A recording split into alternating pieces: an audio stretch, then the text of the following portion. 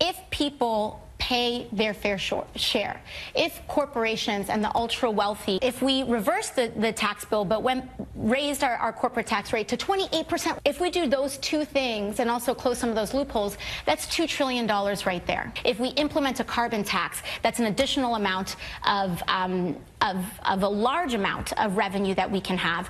And then the last key, which is extremely, extremely important, is reprioritization. Just last year, we gave the military a $700 billion budget increase, which they didn't even ask for.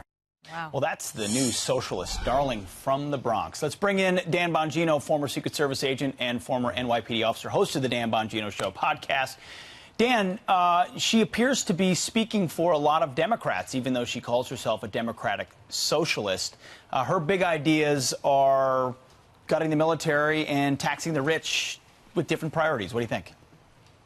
Yeah, Pete, she's also speaking for people who don't read books, because almost nothing she said in that clip was factually correct. Ronald Reagan actually raised a couple of taxes. When he raised those taxes, tax revenue went down. When he cut income taxes significantly, tax revenue went up. So what she's talking about raising taxes, she has very little evidence it's going to produce more revenue. Number two, she's confusing the entire military budget, Pete, with the increase. The entire military budget is around $700 billion. They didn't ask for a $700 billion increase. She's running for Congress. You understand this, right? Not only, by the way, the lies go on, or the mistruths, or whatever the focus group tested word is. Then she says, and they didn't even ask for it. General Mattis actually lobbied for the increase. Does she not know that either? Did she just make up this whole thing? I mean, at what point is she going to go on the air and say something that is factually correct? Well, this is now, what, 100 interviews where she's flubbed something big? This is embarrassing now. Dan, let me just tell you, that's not the only thing she's talking about. I mean, she clearly is pointing out some of the weaknesses of the GOP. She tweeted that the GOP is weak on fighting for working-class Americans, weak on crime, weak on equal rights, weak on national security, weak on rejecting racism, weak on moral courage, weak on family values. So, she says, hey, look, this is the problem with the Republican Party. What say you? Yeah, that's just a genius tweet. Yeah, we're weak on borders. We want a border wall. That'll definitely weaken up the border. Weaken on family values. That's a fascinating new twist. Griff, is she just making this up? I mean, seriously, she may need an intervention after that tweet right here. That is insane. Why would you even write that? She doesn't even understand basic facts, by the way. That when she says the thing about fair share, the top 1% of earners pay 40% of income taxes. Think federal income taxes. Think about that. 1 out of 100 people working their butts off out there is paying 40 cents of every dollar. The top 20% of earners are paying up 70 to 80%. Now, by the way, new rules on talking about the economy since Trump is in office, and I want to thank him for this. One, we're not apologizing for hard work anymore. Number two, we don't owe you a dime more, Captain Federal Government. Not a dime. Every time we give you $1, you waste it. You flushed our Social Security down the toilet. You ruined the education system. You're drowning us in $20 trillion in debt. We're not giving you any more money. You hear what we're talking about? New rules. No mas, no more money for you. Okay, you've ruined it. You've ruined all your credibility. It's not that the government is too big. It's that it's too dumb to spend our money the right way. We'll keep it now. Thank you very much. Well, Dan, there are a lot of Democrats that think she's the future of their party. They love the message that she's talking about. A lot of young people as well. You hear free education, free health care. Who doesn't want that? The big question, as we all are talking about this morning, is where is that money going to come from? How are you going to pay for it? So Cabot Phillips, who is on our show all the time, and he goes out and he gets just an idea of how people are thinking in this country. He went to college campuses and asked them about these policies. He went to the Bronx. He went to her Bronx, district. actually, where she is from and where she campaigned. And here's what they said about how we're going to pay for this. Her platform includes free health care, college tuition, the minimum living wage, housing as a human right. Are those things that you think the government should be providing for people? Absolutely. Yes, it is. 100%. I feel like everyone should have free education and health care. How are we going to pay for those? Oh, God. I mean... Us, I guess. Yeah. Who, in your mind, should pay for all of the free things? All of the free things? Well, some of it should come from taxes, but the government should pay for it. But the government is funded by taxes. Yeah. There you have it, Dan. That last answer was epic because it sums up the entire progressive movement. How are we going to pay for it? By taxes, but then the government can pay for the rest. As if the government has like a money fairy. Like there's a money fairy that sprinkles money all around. Do you understand like the black hole of intellectualism the current progressive movement lives in? They don't understand. It reminds me of a Milton Friedman analogy where he said the great myth of progressivism is that you think your neighbor's paying for it, but your neighbor's saying the same thing. He thinks you're paying for it. They really believe there's a money fairy out there. Listen, I mean this. I applaud Ocasio Cortez for doing the hard work to win it. I ran for Congress. I lost. I knocked on a lot of doors. Good, nice job. But I'm being serious here. She's running for Congress. She knows very little about what she's talking about. And if she's going to be the future of the party, she owes the voters out there some semblance of reality, and she's not living in it now. Well, Dan, based on those yachts behind you in that shot, you're clearly one of those 1%ers that's paying for all of it. That's so true. Hey, I'm proud. I earned my money, and I'm proud of it. Dan, and new share rules. the I'm not wealth. apologizing anymore. Good man, brother. Send your money fairy up here. Yeah. We could use her for a little while. We'd use a yacht for a little while. Thanks for Dan, being good with to us, see you Dan. this Appreciate morning. You too. Joining us tonight is one of the country's leading journalists, Kimberly Strassel, a member of the editorial board of the Wall Street Journal. And Kimberly, great to have you with us. I just want to... Hi, Lou. How you doing? I'm watching Ocasio Cortez, and I'm thinking if she can be the face of the Democratic Party, people should probably send in money to assure she stays in that role. What do you think? Well, think about what we just heard, Lou. We got GDP numbers this morning, 4.1% for the second quarter, which if we keep that up, we're on track to have 3% annualized growth, something we've not had in more than a decade, something that President Obama said was impossible to have happen again. And yet you listen to this faction of the Democratic Party, the ascendant faction, I would note, and not only do they want to reverse everything that has got us to that position, make individuals pay higher taxes, saddle corporate America with one of the worst tax rates in the world again, but in addition, from that clip you played, she also wants a new tax, a carbon tax on top of it. And I don't know if these people are living in another planet where things aren't getting better, or if they honestly just don't care about the fate of the average American. Yeah, it is a struggle. And Bernie Sanders, I will say this for Ocasio Cortez, at least she's thought about the fact that there will have to be a reckoning, some system of payment here and revenue. Bernie Sanders was absolutely, he simply dismissed that part of the equation. And the Republicans, they're running on prosperity this year and Trump's prosperity. As I look at these numbers, they're so impressive. And the Dems are talking, just as Hillary Clinton did, higher taxes. We've got the socialist program where everything is free. And the Republicans have 42 open seats and a lame duck speaker who seems held, just absolutely determined to defeat as many of those 42 as possible and turn over the House to the Dems. Well, look, if you dig into those numbers, one of the most encouraging things is that a lot of it was really driven by consumer spending, consumer confidence. That means Americans are feeling good. If the Republicans can grab onto that message and really ride it, if they can maybe do a little bit more incremental tax reform, for instance, get a Supreme Court nominee confirmed and seated, which is going to change the balance of the court for a generation, they've got as good a message as you can get going into this. It's still going to be tough no matter what because they've got a lot of seats up in the House and because you've had interference, for instance, in Pennsylvania. You've got a couple of those seats that simply have been given to Democrats because of the way their state Supreme Court ruled.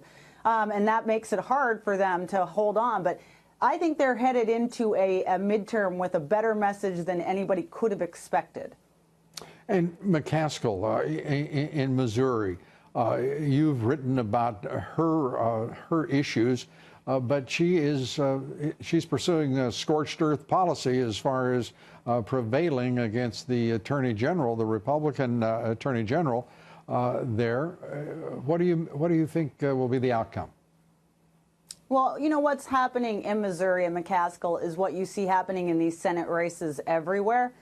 Precisely for the reasons we just said, Republicans have a good message. Democrats are struggling. They don't really have an issue to run on, and so they're doing what they do best, which is personal attacks. And her bigger problem is that the man she's likely to run against, the Attorney General Josh Hawley, he's relatively new to politics. He doesn't have any skeletons in his closet, much to beat him up on. So instead, she's going after one of his donors, you know, a private citizen who is just expressing First Amendment right views. And it is a real scorched earth policy. I don't think it's going to help her in the end. Well, Kimberly, it's always good to have you here. Come back soon. We appreciate it. Thanks so much. Thank you, Lou. Kimberly Strassel of the Wall Street Journal. College students have become far more vocal in their support for socialism, partly because the government has put them so deeply in debt with student loans. But it turns out that making everything free is expensive. It raises the question of who's going to pay for it all. Cabot Phillips of Campus Reform visited a campus recently to get that question answered. Here's part of what he found. I feel like everyone should have like free education and health care. How are we going to pay for those? Oh, God. I mean, Us, I guess. Yeah. Who, in your mind, should pay for all of the free things? All of the free things? Well, some of it should come from taxes, but the government should pay for it. But the government is funded by taxes. Yeah. I don't know where the money would come from, but they can figure it out. Okay. The people with a good idea and a good reason to spend their tax money wouldn't mind actually paying more taxes. Cabot Phillips joins us tonight. They can figure it out. That seemed to sum up a lot of the responses you got. That is exactly what happened. These were all people in Alexandria Ocasio Cortez's district, I might add. And I think it's easy to laugh along and get caught up in seeing how funny it is, but it's ultimately not a laughing matter. Just how popular socialism has become. Millennials, who are the most likely to support it, are now the largest voting bloc in America. And millions of them are graduating college every year with a warped perception of reality. I think that's where this starts, as college campuses. I've been on about 50 college campuses in the past year with the Leadership Institute's Campus Reform. They all have one thing in common, and that's that socialism is viewed as highbrow, it's viewed as compassionate, and if you dare support capitalism or free markets, you're evil, you don't care about poor people. And I think the left is winning the messaging battle right now by teaching people that socialism is tolerant, and it's not actually in line with what history has shown that socialism really is. Yeah. Well, this is what the finance economy has brought us. Cabot Phillips, thanks for that report. Great to see you. Thanks for having me. The Democratic Party is changing very fast. And if you know this better than former Connecticut Senator Joe Lieberman, he lost a primary fight during his party's last leftward swing over a decade ago. Now, this week, he wrote a piece begging Democrats not to vote for Alexandria Ocasio Cortez. She's the Democratic socialist in New York who's almost certain to win a congressional seat this fall. Electing her, Ocasio-Cortez, Lieberman says, would hurt the Congress, hurt the Democratic Party, and hurt America. Senator Joe Lieberman of Connecticut joins us tonight. Senator, thank you for coming on. Great to be with you, Tucker. Thank you. So this candidate is being presented and may indeed be the future of the Democratic Party. Her ideas are the cutting edge of progressive politics right now. Why is that bad?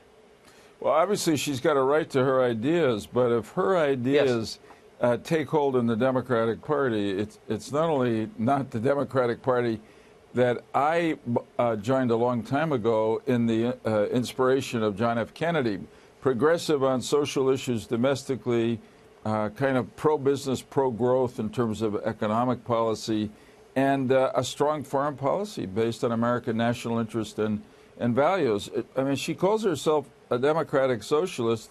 To me, she's more of a socialist than a Democrat.